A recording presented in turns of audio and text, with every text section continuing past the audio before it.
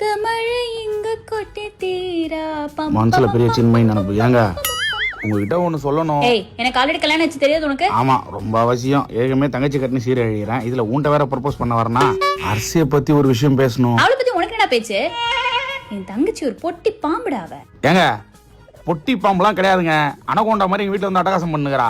அரசி என்ன ரொம்ப ரொம்ப காதலிக்கிறா. அதான் என்னோட தலையை இழுத்து எவ்வளவு சொன்னாலும் அந்த பொண்ணு புரியவே மாட்டேங்குது. சொல்றத கேக்குதா பாரு.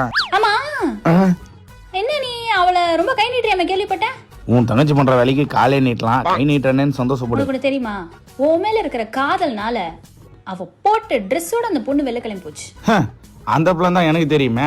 எனக்கே தெரியாம என் பஸ்ல இருக்கிற கார்டு எடுத்து போய் தேய்ச்சி மொத்தமா ட்ரெஸ் வாங்கினதானாவோ போட்ட ட்ரெஸ்ஸோட போனாலாம். நான் மட்டும் உன்னை கல்யாணம் பண்ணிருந்தேன்னு வச்சுக்க, அப்படியே நீ பண்ண டார்ச்சருக்கெல்லாம் அப்படியே கொதிக்க கொதிக்க சாம்பார் தூக்கி தலையில ஊத்தி இருப்பேன். கராத்தையில 4 அப்போ அப்பி இருப்பேன். அப்படியே கட்டின தாலி எடுத்து அப்படியே கழுத்தோட நெரிச்சிருப்பேன். ஐயோ அம்மா, பாவம் என் தங்கச்சிக்கு தான் ஒண்ணும் தெரியல. இவளை பார்த்தா அவளே கெட்டு போயிருப்பா போலயே. இவ புருஷனுக்கு பண்ணத அப்படியே அரசு எனக்கு பண்ணிருக்கா. இங்க இருந்த உசுருக்கு ஆபத்து எஸ் ஆயிர வேண்டியதுதான். எங்க போற?